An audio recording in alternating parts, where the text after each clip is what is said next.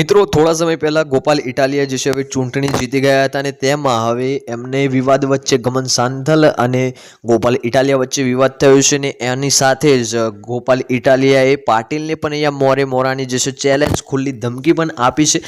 વાત કરીએ ગમન સાંથલના વિવાદ પહેલા પાટીલના વિવાદની। આમ આદમી પાર્ટીનો વિસાવદર ધારાસભ્યની ચૂંટણીમાં વિજય થયો છે। ગોપાલ ઇટાલિયાએ જીત મેળવીને ધારાસભ્ય બન્યા છે અને ગોપાલ ઇટાલિયા ધારાસભ્ય બાદ સુરતમાં આવતા તેનું કામરેજથી લઈને વરાછા અને વેડ રોડથી લઈને મોટા વરાછા સુધી સ્વાગત કાર્યક્રમ યોજાયો હતો।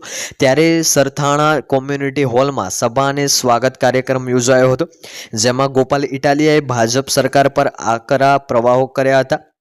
આ સાથે જ પાટીલ અને હર્ષ સંઘવી પર પણ જે છે આકરા પ્રવાહો કર્યા હતા। જ્યારે સુરતમાં આવેલા ખાડીપુરને લઈ પણ હાથ લીધા હતા। પાટીલને જે છે પડકાર ફેંકતા ઇટાલિયાએ કહ્યું હતું કે કોઈ પણ એક પણ ધારાસભ્ય તોડી બતાવો, ત્યાં જે છે પેટા ચૂંટણી કરી જીતી બતાવો। CR પાટીલને મોરે મોરાની ઇટાલિયાની ચેલેન્જ।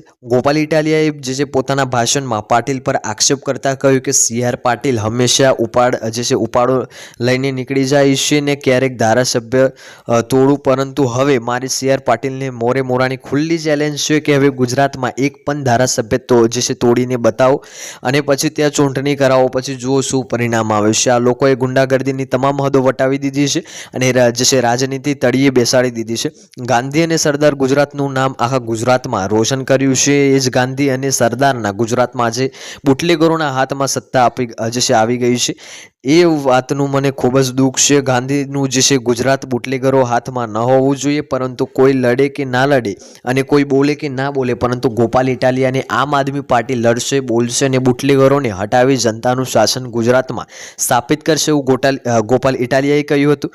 હું પૂરા આત્મવિશ્વાસ સાથે આ વાત કરી રહ્યો છું કે કારણ કે વિસાવદરની ચૂંટણીમાં એક બાજુ સત્તાનું બળ, ભાજપની આખી સરકાર, ભાજપના મંત્રીઓ, ભાજપના ધારાસભ્ય, ભાજપના ચેરમેનો, ભાજપના બુટલેગરો, ભાજપના જમીન જે છે માફિયાઓ, ભાજપના ગુંડાઓ, ભાજપના બળાત્કારીઓ જે છે બધા ભેગા થઈને એક તરફ હતા અને બીજી તરફ આમ આદમી જનતાનું જે છે મનોબળ હતું। આવું ગોપાલ ઇટાલિયાએ જણાવ્યું હતું મિત્રો। અને આ જે લખેલું છે દિવ્ય ભાસ્કરના પ્રેસ કોન્ફરન્સમાં પણ આ જે છે માહિતી આપી હતી અને આવું જ જે છે એ હોલમાં જે ગોપાલ ઇટાલિયા બોલ્યા હતા। ચંદ્ર અને મંગળ પર જવાનો રસ્તો છે, પણ સુરતમાંથી પૂરના પાણી કાઢવાનો નથી, આવું પણ ગોપાલ ઇટાલિયા દ્વારા ત્યાં જણાવવામાં આવ્યું હતું।